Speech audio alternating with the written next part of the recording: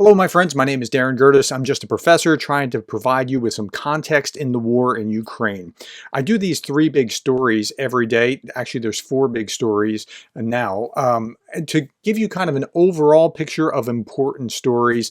And when each of the stories that I'm talking with now are about optics, about how we're actually seeing things. Now, it's not necessarily the reality. In some ways it is, but it's also about how we talk about the story or how we think about the story. So the first one's this: China and Russia begin a joint military drill. And it looks pretty bad, especially when NATO Secretary Jens Stoltenberg on July 11th, just last week, and other NATO members agreed that China is a decisive enabler of Russia's full-scale invasion of Ukraine.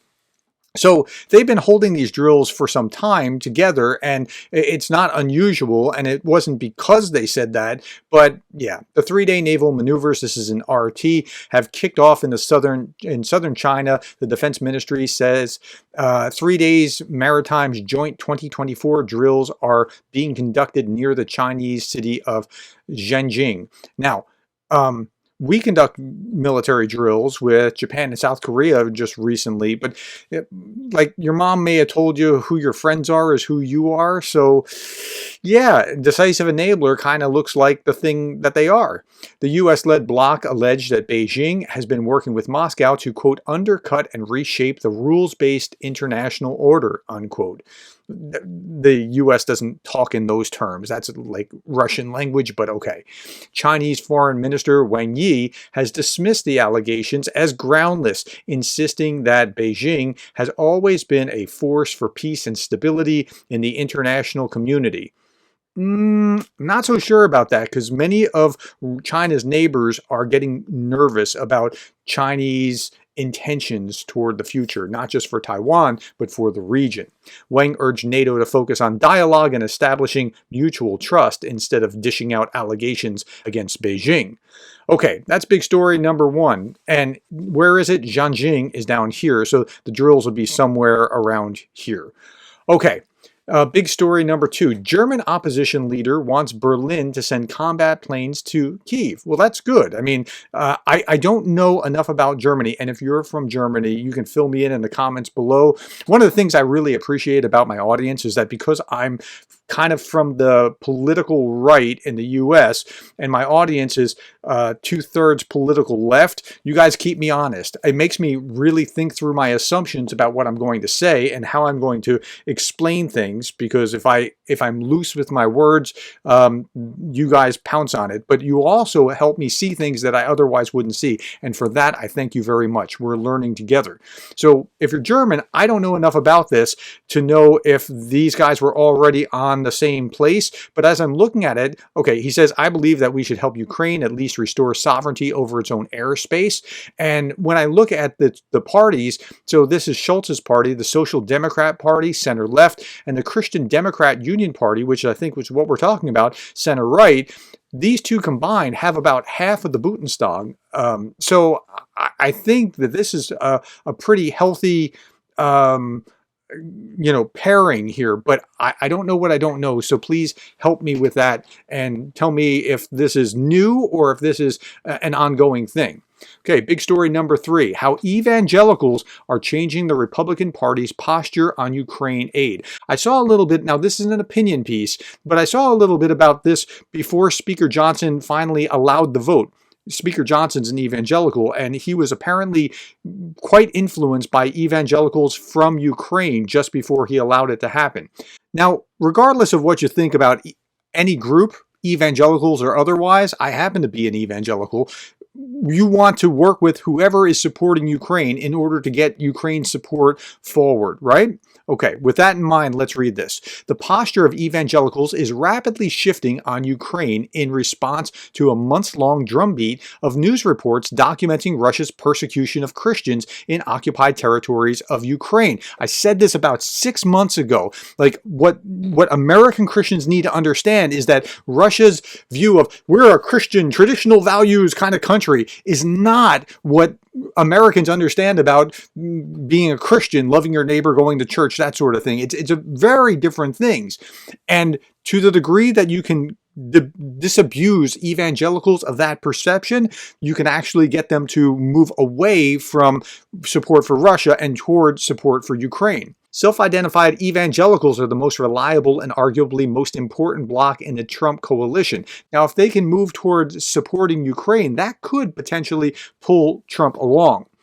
The extraordinary shift among Republicans was driven by evangelicals whose opposition to Ukraine aid softened as virtually every major Christian news publication began ramping up coverage of the atrocities. Now, what happened here? It's interesting. The extraordinary shift among Republicans was driven by evangelicals whose opposition to Ukraine aid softened as virtually every major Christian news publication began ramping up coverage of the atrocities committed against Ukraine's Christians by occupying Russian troops. Publications like the Baptist Press, the Baptist Standard, Christian Post, Christianity Today, Christian Broadcasting Network published scores of stories chronicling the targeting and persecution of Ukrainian Christians. Yeah, that's going to shift them. By the time Congress was preparing the vote on a $61 billion aid package in April, evangelicals had become the most vocal backers of the legislation. Well, some evangelicals have. Not all. It's not monolithic, just like every other group. Indeed, it was a last-minute push from a spectrum of religious groups that propelled the aid package across the finish line in Congress, according to Religion News Service. CBN reported that evangelicals played a key role in the passage of a foreign aid bill. The Financial Times attributed Speaker Johnson's reversal on Ukraine to a campaign by evangelicals. Okay, so whether that's the whole picture or just a part of it, just be glad that they're pushing on Ukraine aid, as they should be. They should have been here all along. Last month, I traveled to Kyiv to participate in Ukraine's annual National Prayer Breakfast, an event that brought together hundreds of current and former elected officials, diplomats, and religious leaders from the United States and Europe. It's its 13th year. The event is now the most attended government-sanctioned religious event in all of Europe. I know some of you are thinking, but the Netflix video, don't tell me about the Netflix video. I watched the whole thing. There's more to the story than just that. Do they get together and do political deals? I would imagine they would. But are they sincere about their religious faith? I'm imagining many of them actually are. Let's just look at that part for right now. 3 themes that to help explain the solidarity between American and Ukrainian evangelicals. 1, a shared commitment to religious freedom. Now, that's being taken away by Russian occupying troops. 2, state-controlled religion is incompatible with religious liberty. In Russia, the Kremlin controls the Russian Orthodox Church and uses it as an arm of its propaganda. Ukrainian Christians just want to live in free society, worship God as they see fit, just like American evangelicals. And we're not even just talking about Ukrainian evangelicals, just anyone in Ukraine. Like American evangelicals want them to have the same kind of religious freedom. They want to be able to sing hymns, pray in public, hold small Bible studies, preach the gospel, all of which is illegal now in Russian-occupied territory in Ukraine. I see article after article about this kind of thing. Okay, Ukrainian Christians are being systematically persecuted by Russia. More than 640 houses of worship have been seized or destroyed in Russian-occupied territories of Ukraine. So when American Christians hear that, it kind of like, who's the good guy and who's the bad guy? It's like, who's bombing the children's hospital? They're probably the bad guys. Same kind of dynamic is happening here. And that's slowly converting evangelical Christians to support for Ukraine. It's not full-throated, it's not monolithic, but it's moving. Now, he concludes with what seems to be a little bit overblown, but still it's a sound, reasoned thought. To evangelicals, the war in Ukraine, or at least the evangelicals who are actively supporting Ukraine, is not merely about territorial boundaries. It's a battle between good and evil, and religious liberty is at stake.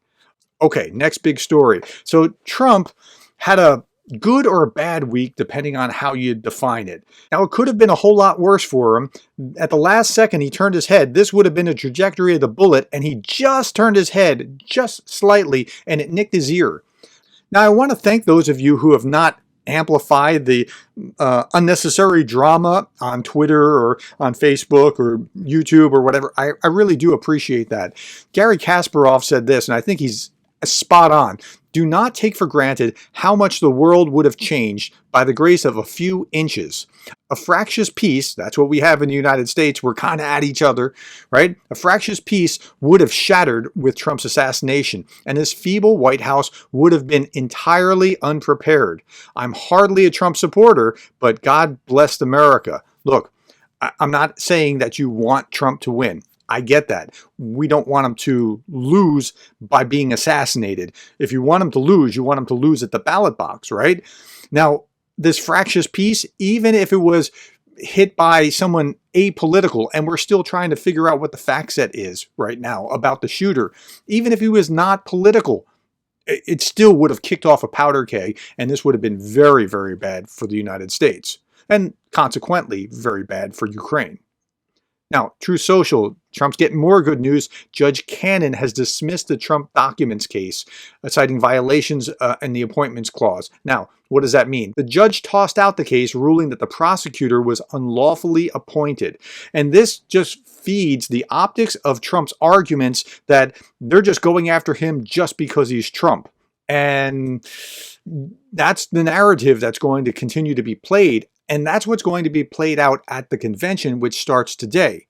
Now, a number of prominent Republicans are not going to be at the convention. George W. Bush wasn't invited to speak. Mike Pence won't be speaking. Mitt Romney won't be speaking. I mean, so like these are guys that were former presidents and vice presidents, not even invited to the party. But they're trying to pull back together to some unity. So we just saw Ron DeSantis will be speaking as of 4 days ago. And we see that Nikki Haley was just invited to speak.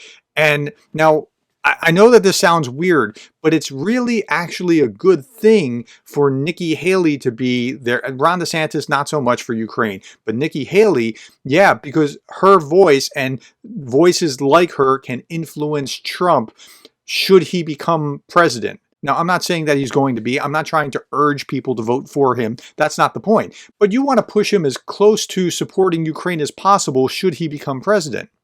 So as an indicator of what he may or may not do, I would look toward the vice presidential picks. Trump held private meetings with VP shortlist within the last 24 hours. They include J.D. Vance, Senator Marco Rubio, and North Dakota Governor Doug Burgum. Now, you probably don't know a lot about some of these candidates, so let's talk about them. J.D. Vance, you probably do know, if you've been watching this, that J.D. Vance is all against Ukraine. This is the most MAGA possible choice, and if Trump chooses Vance, he's essentially thumbing his nose at the rest of us Republicans and saying, you're not really that important. That seemed to be what he was going to do. I think something may have shifted in that. I don't know. Here's Jake Bro posting about J.D. Vance back in February. Ohio Republican Senator J.D. Vance is reading Dr. Seuss on the floor of the Senate to waste time during the allotted time to debate the military funding aid package for Ukraine. That's how dedicated this man is to helping Russia win this war. He is no friend of Ukraine. If he is chosen, it's probably a bad scenario. Now, he's MAGA. He's about as MAGA as they come. And he's that way because he's like the forgotten people from the Rust Belt in Ohio that were left behind with NAFTA and free trade. And that's like, if you look up his book, Hillbilly Elegy, or you look up the video on Amazon, I think it's on Amazon Prime or Netflix, I don't remember which, you get a sense of where he's coming from and what he is like in order to understand who he is. Then you have Marco Rubio, who's a mixed bag, but on net, he's a better candidate. Cuban in ancestry, so he has this kind of fundamental knee-jerk reaction to anti-communist or Soviet Russian kind of thinking. And he said some things that are pro-Ukraine and some things that aren't, but on balance, he would be an improvement, and he'd certainly be better than Vance. Now, then you have Burgum. Who's Burgum? He's the governor of North Dakota. Before I get into talking about Burgum, let me explain why you would want to pick this person. If you really want to win Ohio, having the senator, a popular senator from that state, is a good idea. But then you have to replace him, and you could potentially lose that Senate candidate in the next election. Then you have a governor of a solidly Republican state of North Dakota, and you have Marco Rubio, a senator from a pretty solid Republican state in Florida. So you don't have to worry about replacing either of these. Those Republicans will slot back in very easily. So that's part of the calculus. But let's hear Doug Burgum. This was a year ago when he was running for office, and he was asked about Ukraine. Let's listen to what he had to say. What do you think America's obligations are to Ukraine in their fight with Russia? Well, I think our obligations to Western Europe are significant. These are our allies, and Ukraine, we belong to NATO. We've got all these countries in NATO, and who's actually fighting the war? Who's dying? Ukraine is actually doing the work of NATO, even though they're not a member, because they're actually on the front lines. So I think it's important that we support them.